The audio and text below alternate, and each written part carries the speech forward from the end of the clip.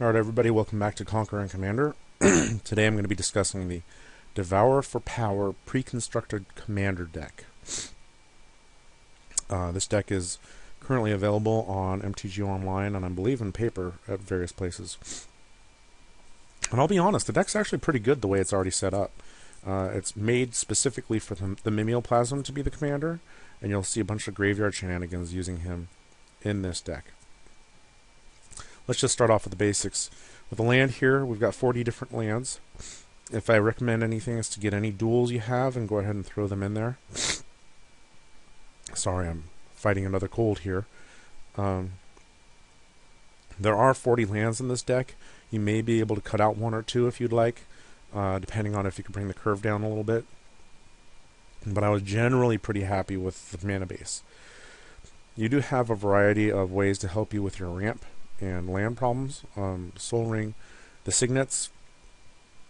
Again, because this is a green deck, I would prefer to use stuff that puts the lands directly into play.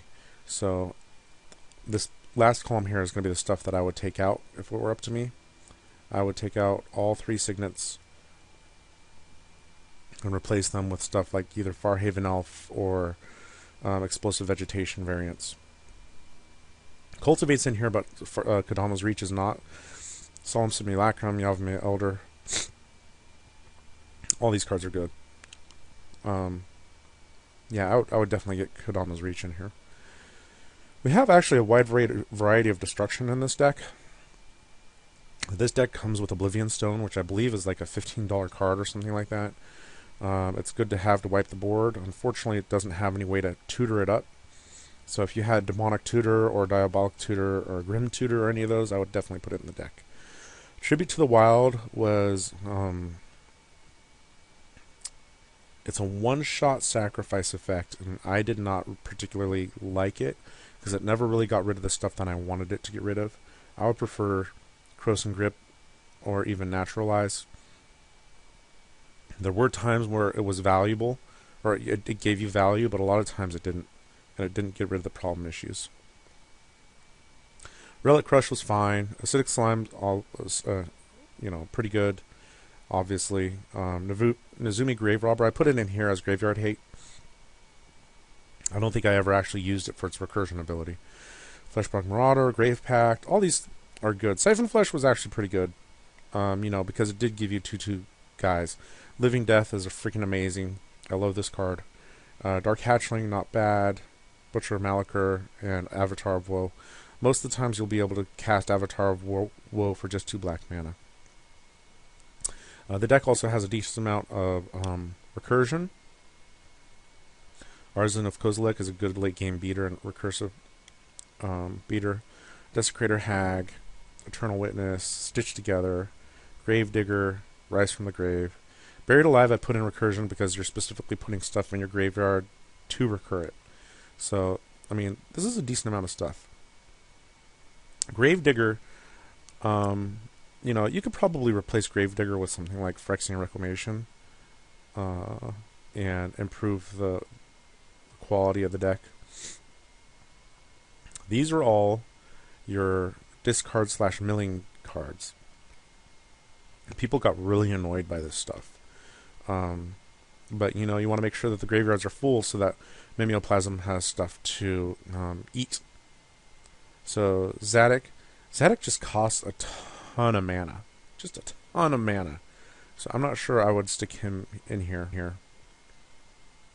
I'd probably take him out for something else. Shared Trauma, nobody wants to contribute to this one. People like contributing to the other ones. Nobody will contribute to this. So it's practically worthless. There's better mill cards. Unnerve. Each opponent discards 2 cards. Actually not too bad. Extractor Demon, Side Scepter, Spectre, Greenborn Muse, Memory Erosion. All these are good ways to fill up graveyards. Memory Erosion did a ton of work for me in this deck, and I liked it a lot. Now all these are basically your beaters. We've got Triskelevis, which comes into play with like +1/+1 counters. I don't know. I mean, he's sort of iffy. I'll leave him there. Svogthos, I only attacked with it twice or 3 times, but each time I did, it was awesome. Rexiel did well for me. Skullbriar doesn't belong in the deck, really. Vorosh, I love Vorosh. He's awesome. Troll Aesthetic's good. Lurgoyf and Mortivore are both decent cards. Sewer Nemesis is fun. Patron of the Nezumi, you know, he helped me win a game or two, but I still didn't feel like I got my value for him. I guess I'll leave him in there. Slipstream Eel is just poop. Hated him. There's a bunch of other big beaters you can throw in here instead of the guys that I pulled out. Lord of Extinction is good. There's the Consuming Aberration, also good. So you could probably take Lure Growth out for 1 or 2 of those guys too, because at least Mortivore regenerates. Alright, card draw. This deck actually had card draw as compared to the Mirror Master deck. Damia helps out. Sign and Blood isn't bad. Siphon Mind. Mind's Aglow. I did not like Mind's Aglow. I did not like filling up everybody else's hands and not having the opportunity to use those cards. I would take that out for something else. Whether it's Brainstorm or Blue Sun Zenith or whatever, but I just would not keep playing Mind's Glow. Mole Drifter, Fact or Fiction, Windfall, all these cards are good cards. And then we have a variety of protection. The Vows, I'm not sure about the Vows. I liked Vow of Wildness. You could probably take out all the Vows for more card draw or destruction. Or just fat creatures. Spell Crumple is good. I would probably add another Counterspell or 2 in this deck.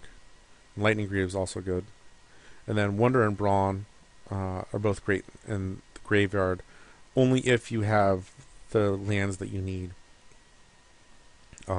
That's where your dual lands and additional mana help comes into play. The deck actually performed overall really well for me. There was almost always at least some targets in the graveyard for the Mimeoplasm to eat. For me, it was difficult to get past the stigma in my own mind of exiling my own creatures from my own graveyard, especially with a deck that has a decent amount of graveyard recursion. But there were plenty of times where I did that and it worked out in my favor. You know, the deck wins games by itself, like just like this, and it would get better if you could improve the mana base and add a little more ramp and improve the quality of the creatures. But I think it's pretty good straight out of the box, honestly. I did manage to actually mill one person out. It's the only time I've ever seen anybody actually get milled out without an infinite combo. But I milled a Mile player out once, and he didn't have any Eldrazi or anything like that. And it wasn't even really on purpose, although like once I saw his library got really small, I started targeting him specifically. So the deck does have the possibility of milling people. Some people hate mill cards, so you got to be prepared for that. Mimeoplasm is well known as a powerful commander as well.